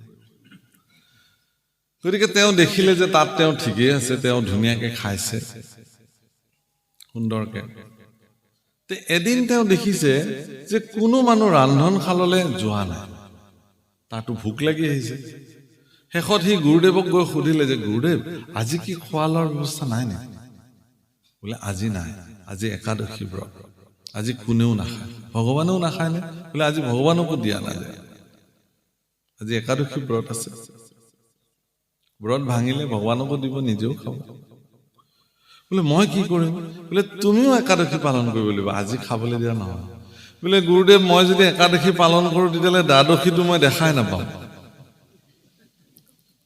মই মৰিব লাগিব মই নোখোৱাকে থাকিব নোৱাৰো আৰে এইটোতো ডাঙৰ কথা হ'ব বোলে সঁচাকে মোৰ এতিয়া গাটো বেয়া লাগি আহিছে মোৰ কি হয় ঠিক নাই মই মানে নোখোৱাকে মই থাকিব নোৱাৰো আৰে এইটো ডাঙৰ কথা হ'ল যে ঠিক আছে তুমি এটা কাম কৰা ভঁৰালৰ পৰা তুমি অকমান বস্তু লৈ যোৱা চাউল দাইল যি লাগে তুমি আশ্ৰমৰ ভিতৰত নহয় তুমি নদীৰ পাৰত গৈ পেলাই তাত ৰান্ধি খাবা তুমি নিজে খাবা কিন্তু মনত ৰাখিবা যে তুমি যি ৰান্ধিবা তাৰে এটা পাৰ্ট প্ৰথমতে ভগৱানক অৰ্পণ কৰিবা ঠাকুৰলৈ অৰ্পণ কৰিবা ৰামচন্দ্ৰ ঠাকুৰলৈ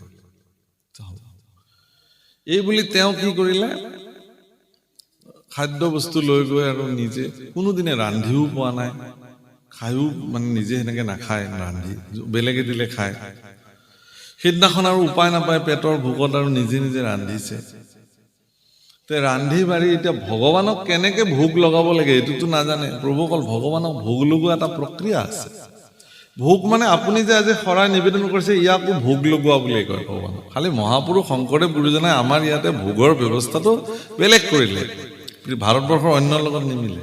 আজি জগন্নাথত যেনেকে চাউল মানে কি ভাত দাইল চব্জি খিচিৰি চব দিয়ে, বৃন্দাবনত যেনেকে মিঠাই বস্তু দিয়ে, মাখন চঞ্চুপুৰি মোৱা লাৰু এইবিলাক দিয়ে, সেইবিলাক ভোগ বুলি কয়, ভগৱানৰ ভোগ। আমি যে মগু কল আদা এইবিলাক মিশ্ৰণ কৰি দিছো, ইও ভোগেই হয় ভগৱানৰ কাৰণে। ভগৱানৰ কৃপা দৃষ্টি হোৱাৰ পিছত যেতিয়া উভতি আহে তাক প্ৰসাদ বোলে। ভগৱানলৈ প্ৰসাদ আগবঢ়োৱা নাযায় কিন্তু, কাৰণ ভগৱানক প্ৰসাদ দিয়াৰ অধিকাৰ আমাৰ নাই। প্ৰসাদ মানে কৃপা, ভগৱানক কৃপা কৰাৰ অধিকাৰ আমাৰ নাই, ভগৱানৰহে আমাক কৃপা কৰিব। এতেকে ভগৱানৰ চৰণৰ পৰা নিবেদিত দ্ৰব্য ভোগ যেতিয়া পুনঃ ভকতলৈ উভতি আহে সেইখিনিকহে প্ৰসাদ বোলে। তো তেওঁ এতিয়া কেনেকে ভোগ লগাব এইটোতো নাজানে। এইটো এটা মানে বৃন্দাবনৰ ঘটনা। তাৰপিছত তেওঁ কি কৰিলে, মানে গোটেই দ্ৰব্য বস্তুখিনি আগবঢ়াই দিছে, দি পেলাই তেওঁ খুব ধুনীয়াকে প্ৰভু ৰামক মাতিছে, হে ৰামচন্দ্ৰ তুমি আহা, মই ভোগ লগাইছো, তুমি ভোগখিনি গ্ৰহণ কৰা। মইতো নাজানো, একো মন্ত্ৰও নাজানো, স্তুতিও নাজানো, একোৱেই নাজানো। এনেকে বহুত মাতিছে, কিন্তু ভগৱানটো নাহে। এতিয়া যিমানে সময় গৈছে তেওঁৰ আকৌ ভোগটো বেছি আহি লাগিছেগে, তাতে আকৌ অন্ন সন্মুখত বিদ্যমান। শেষত তেওঁ এই বুলি কৈছে যে হে ভগৱান, ভোগ দিয়াৰ পিছত আৰু ইমানকে মাতিব লাগেনে? আজি একাদশী, তুমি ক'তো নোপোৱা খাবলে, চব বন্ধ আজি। গতিকে তোমাৰ ভাগ্য ভাল প্ৰভু, আজি ময়ে তোমাৰ কাৰণে মাত্ৰ ৰান্ধি দিছো। গতিকে ইমান আৰু তুমি ভেমপস্তি কৰি থাকিব নালাগে, সোনকালে আহা আৰু তুমিও খোৱা, মোকো ৰক্ষা কৰা। সঁচাকেতো প্ৰভু ৰাম আহি সাক্ষাৎ বিদ্যমান হৈ গল, লগত সীতা দুগৰাকী আহি সন্মুখত যেতিয়া জাজ্জল্যমান হৈ গল, যিটো ভয় খাৰি সঁচাকে প্ৰভু আহি ওলালে। কিন্তু তাৰ মনত চিন্তা হল কি যে মোকতো এজন ভগৱানৰ কাৰণে কৈছিলে, মই সেইমতে মোক দুজনৰ কাৰণে আনিছিলো, এতিয়া দেখোন দুজন ভগৱান আহি ওলালে, এতিয়া মোৰ ভাগত কমেই পৰিব নেকি? তাৰ এবাৰ সি খাদ্য বস্তুলৈ চাইছে, এবাৰ ভগৱানলৈ চাইছে। ভগৱানে বোলে কি হৈছে ন তোমাৰ, দিয়া আকৌ ভোগ, তুমি মাতিছা আমি আহিছো। তাকে প্ৰভু, ঠিক আছে ঠিক আছে লওক প্ৰভু। নহয় নহয়, তোমাৰ মনত কিবা এটা খেলি আছে, কোৱাচোন কি? নাই নাই নাই নাই একো নাই, আপুনি লওক প্ৰভু। ভগৱানক লবলৈ দিলে। তাৰ পিছত তেওঁ দ্বিতীয়বাৰৰ কাৰণে, যেতিয়া দ্বিতীয়বাৰ একাদশী আহিলে, ভগৱানক তেওঁ কৈছে সিদিনাখন যে প্ৰভু তুমি ভোগটো খোৱা, অহা একাদশীত মই পুনঃ এই স্থানতে তোমাৰ কাৰণে ভোগ বনাম, ইমান যাতে মাতিব নালাগে প্ৰভু, এবাৰ কলে যাতে আহা। আৰু এটা মোৰ নিবেদন, কিমান গৰাকী আহিব মোক হিচাপটো দিলে ভাল হয়, কাৰণ মই নহলে হিচাপটো সেনেকে গুৰুদেৱে দিয়েতো। ৰামচন্দ্ৰই কলে হ'ব হ'ব, এইটো সময়ত দেখা যাব, এইবুলি ভোগ লৈ গুচি গল প্ৰভু। সি আহি পেলাই গুৰুদেৱক কলে যে গুৰুদেৱ আপুনি এজন ঠাকুৰৰ কথা কৈছিলে, দুগৰাকী ঠাকুৰ আহিলে, দুজন ভগৱান আহিলে, অহাবাৰ কিন্তু মোক দুজনৰ কাৰণে দিব। গুৰুদেৱে মহিচিকে হাঁহিছে, ক'তনো কোনবা ঠাকুৰ আহি ওলালে, কোনবা আহি মানুহে খালে। এবাৰ হ'ব ঠিক আছে, অহাবাৰ তাক দুজনৰ কাৰণে দিবা। তে দুজনৰ কাৰণে দিলে। অহা একাদশীত তেওঁ তেনেকে নদীৰ পৰা ৰান্ধিলে, ৰান্ধি আগবঢ়াই দিলে যে প্ৰভু আহা সোনকালে, দেৰি কৰিব নালাগে, আজি একাদশী, তুমি ক'তো নোপোৱা, ময়ে তোমাৰ কাৰণে একমাত্ৰ, ময়ে একমাত্ৰ ভক্ত যি আজিৰ দিনতো মই তোমাৰ কাৰণে ভোগ বনাইছো। তে ভগৱান আহিলে সেইদিনাখন, আকৌ ভগৱানৰ লগত লক্ষ্মণো আহিছে, ৰাম লক্ষ্মণ সীতা, আজি আকৌ তিনিটা। এতিয়া এবাৰ ভগৱানলৈ চাইছে, এবাৰ ভোগলৈ চাইছে, আজি দুজনৰ কাৰণে আনিলো, আহিল আকৌ তিনিজন। ৰামচন্দ্ৰই আকৌ মিচিকে হাঁহি মাৰি কৈছে, তেওঁতো অন্তৰ্যামী, বুজি পাইতো চব কথা, কি হল তোমাৰ? ছাৰ একো নাই প্ৰভু, একো নাই, ভোগ লওক। অহাবাৰ কিমানজন আহিব এইটো কব দেই মোক। হ'ব। তে অহাবাৰ একাদশীত তেওঁ কি কৰিলে, গুৰুদেৱক কলে যে গুৰুদেৱ তুমি যিজন ঠাকুৰক মোৰ ভগৱানক মাতিবলৈ দিয়া, এই ভগৱানজনৰ কোনো হিচাপ নাই, কেইজন আহে। তেওঁ মন গলে বেছিকে গুচি আহে, গতিকে আজি মোক অকমান বেছিকে দিয়া। তেওঁ যদি আজি কিবা কথাত 12 জন 10 জন লৈ আহে লগত, মোৰটো কি হব, মোৰটো ভাগটো নাপাম মই। মই এই দুটা একাদশীত মানে অৱশিষ্ট কোনোমতেহে গ্ৰহণ কৰিছো। তেতিয়া গুৰুদেৱে ক'লে ঠিক আছে, তোমাৰ যি মন যায় লৈ যোৱা। কিন্তু আজি গুৰুদেৱ তেওঁৰ পিছে পিছে পিছে পিছে আহিল মনে মনে, যে এওঁনো কোন ভগৱানক খুৱাই চাওঁ আহিছে। সেইদিনাখন তেওঁ কি কৰিছে, গোটেই দ্ৰব্য বস্তু নৰন্ধাকে আগবঢ়াই দিছে, দি পেলাই ভগৱানক মাতি আছে, প্ৰভু আহা ভোগ গ্ৰহণ কৰিলে। সিদিনাখন আৰু একদম ৰাম, সীতা, লক্ষ্মণ, ভৰত, শত্ৰুঘ্ন, হনুমান, জামুন চব আহিছে, চব আহি উপস্থিত হৈ গ'ল। বোলে এই ৰাম আজিতো বহুত, যে ক'তা ভোগটো তুমি আজি ৰান্ধাই নাই আৰু মাতিছা আমাক, যে প্ৰভু তোমাৰ হিচাপটো ঠিক নাই নহয় কিমান আহে, সেইকাৰণে আজি ৰন্ধা নাই, চব আগবঢ়াই দিছো আৰু তোমালোকে নিজে নিজে ৰান্ধা আৰু ৰান্ধি মেলি খোৱা। আৰু ইমানেই সহজ সৰল, ইমান সহজ সৰল মনোবৃত্তি। শেষত যেনিবা তেতিয়া কি কৰিলে, প্ৰভু ৰামে সীতা দেৱীক আজ্ঞা কৰিলে, আই জানকীয়ে নিজ হাতে যেতিয়া ভোগ ৰান্ধিবলৈ গৈছে, দেৱতা, গন্ধৰ্ব, কিন্নৰ, ঋষি, মুনি কোনো বাকী নাই, চব আহি সেই স্থানত উপস্থিত হৈছে, যে মাতৃ জগত জননী আই সীতাৰ হাতেৰে অকমান ভোগ আজি একাদশীৰ দিনা প্ৰসাদ ল'ব পাৰিলে, চব আহি উপস্থিত হৈ গ'ল। আৰু আই জানকীৰ আটাইতকৈ ক্ষমতা আছিল কি, যে তেওঁৰ হস্ত, তেওঁ স্বয়ং লক্ষ্মী, গতিকে তেওঁৰ অক্ষয়, তেওঁৰ পাত্ৰ, যি ৰান্ধক যিমানক দিলেও তেওঁৰ কেতিয়াও শেষ হৈ নাযায়। গতিকে সকলোৱে উদৰ পৰাই ভোগ গ্ৰহণ কৰিছে, তেওঁ খাইছে। গুৰুদেৱে দেখিছে যে ই কাৰোবাৰ লগত কথা পাতে, যে তুমি কাৰ লগত কথা পাতি আছা? বোলে গুৰুদেৱ এয়া প্ৰভু ৰাম, এয়া সীতা, এয়া আই অন্ন ৰান্ধিছে, মইতো কাকো দেখা নাই। চোৱাচোন তুমি ইমানবিলাক মানুহ আহিছে, তুমি দেখা নাই? নাই। তেতিয়া মানে তেওঁ প্ৰভু ৰামচন্দ্ৰৰ চৰণত বিনতি কৰিছে, যে হে প্ৰভু, তোমাৰ যে মই সদায় ভোগ লগাওঁ, সেইটো পৰীক্ষা কৰাৰ নিমিত্তে মোৰ গুৰুজন আজি আহিছে, গতিকে কৃপা কৰি তুমি গুৰুজনক এবাৰ দেখা দিব লাগে, চব পৰীক্ষাৰ হয়। তেতিয়া তেওঁ কৈছে যে নাই নাই নাই, মই তোমাৰ গুৰুৰ কাৰণে ইয়ালৈ অহা নাই নহয়, মই তোমাৰ কাৰণেহে আহিছো, তোমাৰ কাৰণে আহিছো, তুমি মোক দেখিছা হৈ যাব। বোলে নহয় নহয়, এইটো মোৰ প্ৰাৰ্থনা। তেওঁৰ একান্ত প্ৰাৰ্থনাত গুৰুক ভগৱান ৰামচন্দ্ৰই সপৰিকৰ সহ যিমান আহিছে চবে সাক্ষাৎ কৰিলে। গুৰু আচৰিত হৈ গ'ল, কান্দিব ধৰিলে, দণ্ডৱত পৰি ভগৱানৰ চৰণত, যে হে প্ৰভু মোৰ জীৱন ধন্য আছিল।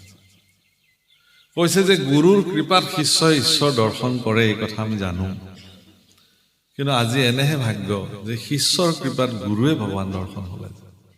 এইটো কেনেকে সম্ভৱ হ'ল? একদম সহজ সৰল হৃদয় এখনেৰে ভগৱানক অৰ্পণ কৰাৰ কাৰণে। সেইকাৰণে মই কৈছো যে আমি বিলাকে বৰ বেছি আৰ্টিফিচিয়েল কি কয় এইবিলাক কৃত্ৰিমতাৰে আপুনি ভগৱানক ভজাৰ কথা নাভাবিব। যি হাতত পৰিছে, যিখিনি যোগাৰ কৰিব পাৰিছে, সেইখিনিকে পৰম পবিত্ৰ দ্ৰব্য বুলি ভগৱানৰ চৰণত নিস্বাৰ্থভাৱে অত্যন্ত সহজ সৰল আৰু শুদ্ধ মনেৰে আপুনি ভগৱানক অৰ্পণ কৰক, আপোনাৰ অৰ্পিত দ্ৰব্য ভগৱানে গ্ৰহণ কৰক। আৰু আজি উদ্ধৱে এই কথাটোকে কৈছে যে এই সকলোবিলাক আচলতে কি, যে মই নিজেই নিজক সমৰ্পিত কৰিছো আৰু সেইকাৰণে ভগৱান তেওঁৰ প্ৰতি সমৰ্পিত হৈ গৈছে। তেওঁৰ চকুতো চকু পানী আহিছে, নিয়মকো তেওঁ উলংঘা কৰিছে প্ৰয়োজনত ভক্তসকল। সেইকাৰণে ভগৱানে তেওঁলোকৰ কাৰণে কোনো নিয়ম বন্ধা নাই। আর ধন রাম পুত্র পরি শুনা নরলোক মহন্তর শোক দেখা দুখকে নমত ধন জন যত জীবন যৌবন জানা হবে শাশ্বত। অলপ উপদেশ দিছে আৰু এই উপদেশখিনি গায়ে আমি আজাৰ অনুষ্ঠান বিৰাম দিম। উপদেশত কৈছে যে হে আপোনালোকৰ প্ৰতি নিৰ্দেশনা দিছে যে মহন্তসকলৰ দুখ ক'ত চাওক। সন্তসকলৰ দুখ ধন হেৰুৱাৰ দুখ নাই, পুত্ৰ হেৰুৱাৰ দুখ নাই, মান মৰ্যাদা হেৰুৱাৰ দুখে তেওঁলোকক একো নকৰে। আজি এজন সন্ত পুৰুষক যদি কোনোবাই অৱবাদ দিয়ে, এতিয়া সন্ত পুৰুষ এজন জগতৰ এজন গুৰুস্থানীয় ব্যক্তি তেওঁক অপযশ দিছে কোনোবাই, তেওঁৰ নামত বদনাম ৰচনা কৰিছে, তেওঁ কি কৰিব? তেওঁ আত্মপক্ষ সমৰ্থনৰ কাৰণেতো ক'বই যে মোক এইবিলাক কোনোবাই ষড়যন্ত্ৰ কৰিছে, কিন্তু সেই কথাটোকো মানুহে আকৌ বেলেগকে ল'ব যে এখেতে ক'লে হ'ব নেকি? এখেতে ক'লে নহ'ব নহয়। সেইকাৰণে বহু ক্ষেত্ৰত দেখা যায় যে সজ্জনসকলক যেতিয়া কোনোবাই বদনামী কৰিবলৈ যায়, সজ্জনসকলক যেতিয়া কোনোবাই অপবাদ দিবলৈ যায়, বহু ক্ষেত্ৰত সজ্জনসকল মৌন হৈ থাকে, ঈশ্বৰক ধ্যান দিয়ে যে প্ৰভু তুমি কৰিবা, এদিন স্বচ্ছতাটো তুমি নিৰ্মাণ কৰিবা। গতিকে তেওঁলোক পূৰ্ণৰূপে ভগৱানৰ ওচৰত সমৰ্পিত, সেইকাৰণে ভগৱান তেওঁলোকৰ প্ৰতি সমৰ্পিত। সেইকাৰণে কৈছে যে দুখ ক'ত মহন্তসকলৰ, ধন জন মান মৰ্যাদা হেৰুৱাৰ দুখ সন্তসকলৰ নাই, ভগৱানক হেৰুৱাব আজিৰ পৰা, সেইটো দুখ তেওঁলোকৰ। সেইকাৰণে কৈছে যে ধন জন জীৱন যৌৱন এইবিলাক অশাশ্বত, এইবিলাক মিছা, এইবিলাকৰ কাৰণে সন্তবিলাকে নাকান্দে কেতিয়াও। ৰাম পুত্ৰ পৰিবাৰ সকলে অসাৰ, নাতে কটাতে কমায়া, খনেকে থাকিয়া খনেকে অন্তৰৈ, সাম্যকে মেঘৰ ছায়া। এৰাম কেতিক্ষণে পৰে নৰতনুইটো, ঔ জীৱন জল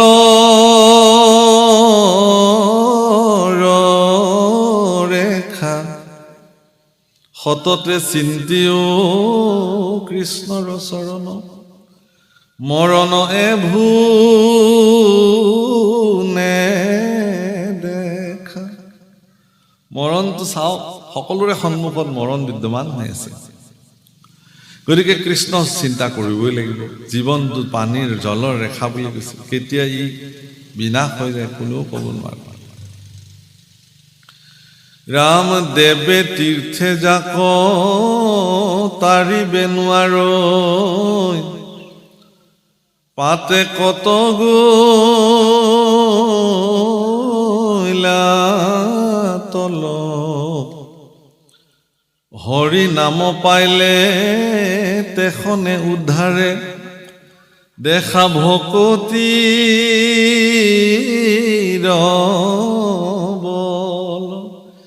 দেৱতাই তীৰ্থই অন্যান্য ব্যৱস্থাই তেওঁক তৰিব নোৱাৰে। যিবিলাক পাপী একদম নৰকত ডুবি আছে, পাতেকত তল গৈ আছে, তেনেকুৱা ব্যক্তিৰ যদি জীৱনত হৰিনাম সংযোগ হৈ যায়, তেতিয়াহ'লে সেই হৰিনামে তেওঁ তাৰিব পাৰে। হৰিৰ নাম হৰিৰ নাম হৰিৰ নাম কেৱলম কলো নাস্তি নাস্তব্য নাস্তব্য গতিৰ অন্যথা। হৰিনাম ব্যতিৰেকে আৰু অন্য গতি নাই নাই নাই। হৰিনামৰ বল প্ৰভুসকল, সেই হৰিনাম আমি ল'ব লাগে, সেই হৰিনামত আমি আশ্ৰয় ল'ব লাগে। মহাপুৰুষ কৃপালু গুৰু শংকৰ মাধৱ দুজনাই দেখুৱাই দিয়া বিশুদ্ধ মাৰ্গত আমিবিলাক প্ৰৱৰ্তি থাকিব লাগে। জীৱনটোক মানুহ হিচাপে উপভোগ কৰিব লাগে প্ৰভুসকল, দানৱ হিচাপে উপভোগ কৰি লাভ নাই। সহজ সৰল জীৱন কটাওক, কৃতজ্ঞ হওক ভগৱানৰ ওচৰত, আপোনাক মানুহ কৰি তেওঁ জন্ম দিছে। সমস্ত জীৱক দয়া কৰিব পৰা ক্ষমতা ভগৱানে আপোনাক দিছে। সকলো জীৱৰ প্ৰতি কৰুণা দৃষ্টি দিব পৰাৰ কৰুণা গুণ আপোনাক ভগৱানে প্ৰদান কৰিছে। আপুনি এইবিলাক কিয় ঢাকি ঢাকি লুকাই লুকাই থৈ দিছে? উন্মুক্ত কৰি দিয়ক। আপুনি কৰুণা নিধান হৈ যাওক, আপুনি দয়াৰ সাগৰ হৈ যাওক, আপুনি সকলোৰ প্ৰতি কৃতজ্ঞ হ'বলৈ শিকক, সকলোকে প্ৰতি প্ৰেম ভাৱনা। আপোনাৰ চাব, আপোনাৰ শৰীৰ এনেকুৱা ধনাত্মক উৰ্জা সৃষ্টি হৈ যাব, আপোনাক যদি কোনোবাই এবাৰ আলিংগন কৰে, তেওঁৰ ব্যক্তিৰ শৰীৰতো এক বিশেষ শক্তি উৎপন্ন হৈ যাব। সেইকাৰণে যিবিলাক অত্যন্ত ধনাত্মক ব্যক্তি পৃথিৱীত, যাৰ মন মানসিকতাত কেতিয়াও ঋণাত্মকতা নাহে, তেওঁলোকক যদি কোনোবাই স্পৰ্শ কৰে কেনেবাকে, তেতিয়া তেওঁৰ সেই স্পৰ্শ কৰোতাজনৰ জীৱনতো সেই শক্তিসমূহ জাগ্ৰত হৈ যায়। এইটো বহুত ডাঙৰ কথা। সেইকাৰণে সজ্জনৰ সংগ ল'বৰ কাৰণে কৈছে, কাৰণ সজ্জনসকলৰ এৰি দিয়া নিশ্বাসতো পাপ নষ্ট হয় বুলি কৈছে। তাৰ বায়ু পাপ সমস্ত হৰে, ইমানেই ক্ষমতা।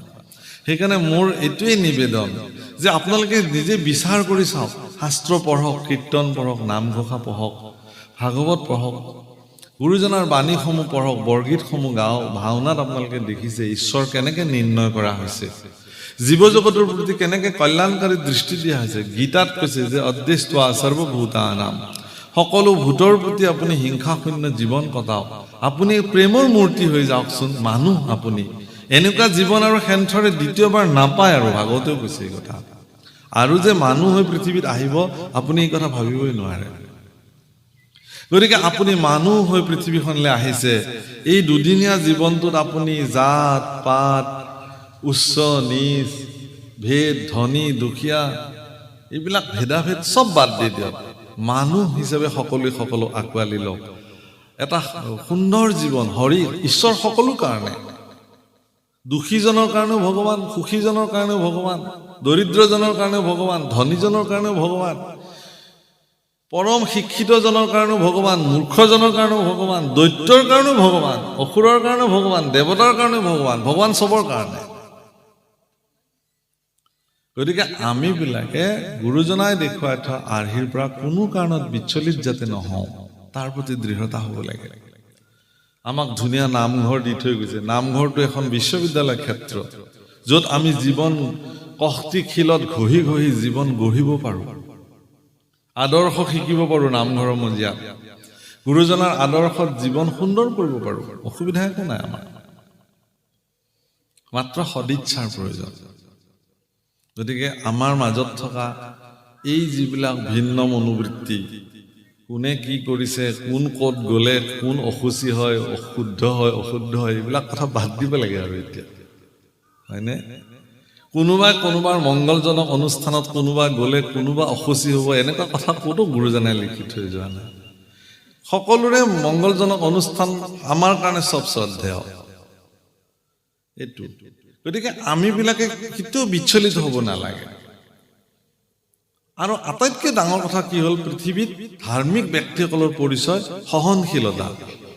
তেওঁলোক যদি সহনশীলতাৰ সীমা পাৰ কৰি দিয়ে তেতিয়াহ'লে কোনো ধাৰ্মিক নহয়। তেতিয়াহ'লে সহনশীলতা থাকিবই লাগিব। লগে লগে যদি আপুনি চূড়ান্ত সিদ্ধান্ত লৈ পেলায় তেতিয়াহ'লে সহনশীলতা দেখোন পৃথিৱীৰ পৰা লুপ্ত হৈ যাব। যিটো সহনশীল শক্তি সেইটো ভকতসকলৰ আছে। ভকতসকলৰ এইটো এটা শ্ৰেষ্ঠ গুণ বুলি ধৰা হৈছে। মহন্তৰ ক্ষমাসে ভূষণ, ভক্তসকলৰ ক্ষমাই শ্ৰেষ্ঠ অলংকাৰ। তেওঁলোকে যোনে যি ক'লেও তেওঁলোকে ক্ষমা কৰি দিব পাৰে। হে ভগৱান, এইটো মোক কোৱা নাই, আচলতে তেওঁৰ যি অজ্ঞানবশতঃ কিবা কৈছে যদিও ইয়াত মই কোনো ধৰণৰ মোৰ আক্ষেপ নাই, মই তোমাৰ চৰণতে নিবেদন কৰিলো, বাছ ভক্ত মুক্ত হৈ গ'ল চিন্তাৰ পৰা। কিন্তু আমি যদি তাকেই ধৰি হিংসা প্ৰবৃত্তি, পৰস্পৰে পৰস্পৰৰ শত্ৰু হিচাপে থিয় হৈ যাওঁ, এই আমি এমুঠিমান মানুহ, এই এমুঠিমান মানুহৰ মাজতে যদি আমি বিভাজিত হ'বলৈ আৰম্ভ কৰোঁ তেতিয়াহ'লে শত্ৰুৱে দেখোন আমাক চাৰিওফালৰ পৰা আহি গিলিব। এতিয়াতো আমাৰ হেংদাং ধৰাৰ সময়, যাতে শত্ৰুৱে আমাক আমাৰ সভ্যতা সংস্কৃতিৰ পৰা বিচলিত কৰিব নোৱাৰে। এতিয়া আমি একদম বল বান্ধি আমাৰ ঐক্যতাক দেখুৱাৰ সময়। গতিকে গুৰু আদৰ্শত থাকি ঈশ্বৰৰ প্ৰতি শ্ৰদ্ধা ভক্তি ৰাখি, গুৰুৰ প্ৰতি শ্ৰদ্ধা ভক্তি ৰাখি আমাৰ মনৰ সকলো মলিনতা আমি ধুই দূৰ কৰি পেলাই পৰস্পৰে পৰস্পৰৰ লগত মিলি জুলি জীৱন আগবঢ়াই নিয়াটোহে আজিৰ তাৰিখত মূল কথা। আৰু সেইটো একদম সহজ, হৰিনাম কীৰ্তনৰ জৰিয়তে, গুৰুৰ আদৰ্শৰ জৰিয়তে। হে ৰাম ৰাম কেতি ক্ষণে পৰে নৰতনুইটো, ৰাম দুৰাচাৰ যেবে হৰি নাম লয়, সিও শুদ্ধ আতি, কৃষ্ণক স্মৰণে হুয়তে খনে, অন্তজ উত্তম আতি। ৰাম বিষয়ৰ দুখে বাধিবে নোৱাৰে, ভকতি পাতে কহৰে, আচুক উত্তম ভকতৰ কথা, সামান্য ভকত তৰে আর ভকতির দেখি আচার্য মহিমা ভৈলন্ত কৃষ্ণ বিস্ময় হেন জানি তু হরির নামত এরিও হবে সংশয়। গতিকে কিবা যদি মনত সন্দেহ সংশয় আছিল হৰিনামত সকলো বাদ দিলো।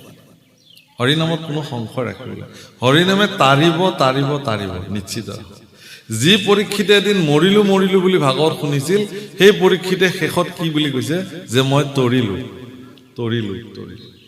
ভাগৱত এনেকুৱা এখন শাস্ত্ৰ যি এজন ব্যক্তিক মৰিলোৰ পৰা তৰিলোলৈকে লৈ যায়। হৰিনাম সেই ব্যৱস্থা। গতিকে শ্ৰেষ্ঠ ভকতসকলৰ কথা বাদেই দিলো, সামান্য ভকতসকলো তৰি যাব পাৰে। ভাগৱতে কৈছে শ্ৰেষ্ঠ ভকত সামান্য। আপোনাৰ মোৰ দৃষ্টিততো শ্ৰেষ্ঠ আৰু সামান্য ভকতৰ কোনো পাৰ্থক্যই নাই। আমাৰ দৃষ্টিত চব ভকত, সকলো ভকত। বাৰু যি নহওক, প্ৰভুসকল আইসকল, এই প্ৰায় ২.৫ ঘণ্টা সময় আপোনালোকৰ মাজত কটালো আৰু ভাগৱতৰ এই কথাই সাম্যক অমৃত আমাৰ নিচিনা মূঢ়মতিক আপোনাসৱে বোলান দি আনিছে। আমি কি ক'ব পাৰিছো নাজানো। আৰু এইখিনিও কথা কৈ থলো যে যদি আমাৰ বাক্য বচনত যদি ক'ৰবাত কিবা দোষাদোষ হৈছে বুলি আপোনালোকে ভাবে, সেইখিনি আপোনালোকে বাদ দিব। আপোনালোকৰ মনে যিখিনি শুদ্ধ বুলি ধৰিছে সেইখিনিহে গ্ৰহণ কৰিব। আমি কৈছো বুলি যে তাক মানিবই লাগিব এনে কোনো কথা নাই। আমি আপোনালোকৰ প্ৰতি এই নিবেদন আগবঢ়ালো। ভগৱন্ত পুৰুষে আপোনালোক সকলোকে ভক্তিযুক্ত কৰি ৰাখক, আপোনালোক নিৰোগী কৰি ৰাখক, আপোনালোকক পৰিয়ালসমূহ শান্তিপূৰ্ণভাৱে চলক, ল'ৰা ছোৱালীবিলাক সৎ ব্যক্তি হিচাপে নিৰূপণ হওক। এই অঞ্চলবাসী ৰাইজৰ সৰ্বতো প্ৰকাৰৰ মংগল ভগৱানে সাধন কৰক। এই পবিত্ৰ আসনৰ পৰাই ভগৱানৰ চৰণত কোটি কোটি প্ৰণাম নিবেদন কৰিলো আৰু আমাৰ বাণীক ইমানতে বিৰাম দিবলৈ আগবাঢ়িছো।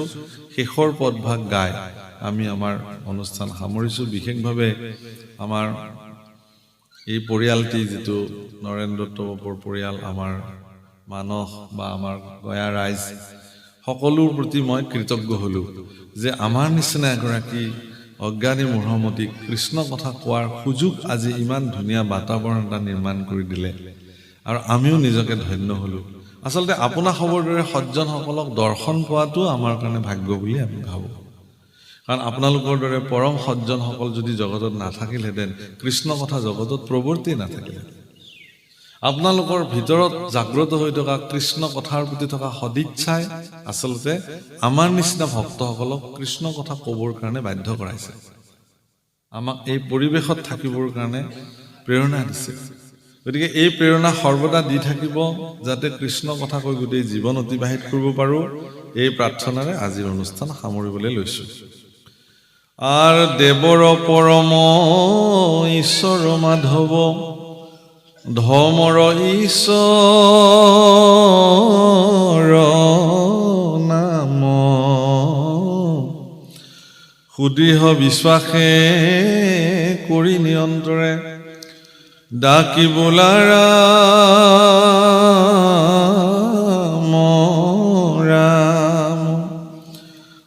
সুদৃঢ় বিশ্বাসে কৰি নিৰন্তৰে ডাকি বোলাৰা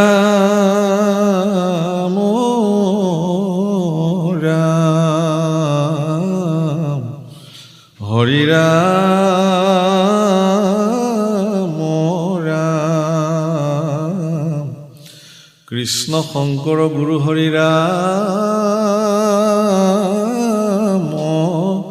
ৰাম ৰাম কৃষ্ণ জয় ৰাম বোলা, জয় নাৰায়ণ বোলা, জয় কৃষ্ণ বোলা, জয় জগৎগুৰু শ্ৰীমন্ত কৃষ্ণ হৰি ৰাম বোলে। নমো নমো নাৰায়ণ প্ৰসন্ন হওক হৰি কৰিওক মায়াক নিৰ্যান আপোনাৰ মহিমাক আপুনি ব্যাখ্যাত কৰি জীৱক কৰি পৰিত্ৰাণ ভাল প্ৰভু ভগৱন্ত। আজি এই শিৱসাগৰ স্থিত কালুগাঁৱৰ গায়ন গাঁৱৰ গয়া ৰাইজে ইয়াতে তোমাৰ গুণানুকীৰ্তনখিনি ভাগৱতৰ একাদশ স্কন্ধৰ কৃষ্ণোদক সংবাদৰ ২য় অধ্যায় ইয়াতে পাঠ ব্যাখ্যা হ'ল। আৰু এই অনুষ্ঠান ভাগ সম্পাদন কৰিবলৈ যাওঁতে হ'ব পৰা সকলো দোষাদোষখিনি মৰিখন্ন কৰি তোমাৰ গুণনামখিনি তোমাৰ চৰণতে তোমাৰ নাম ভঁৰালতে জমা কৰি সমস্ত জীৱ জগতৰ কল্যাণ সাধি দুজনা গুৰু কল্যাণ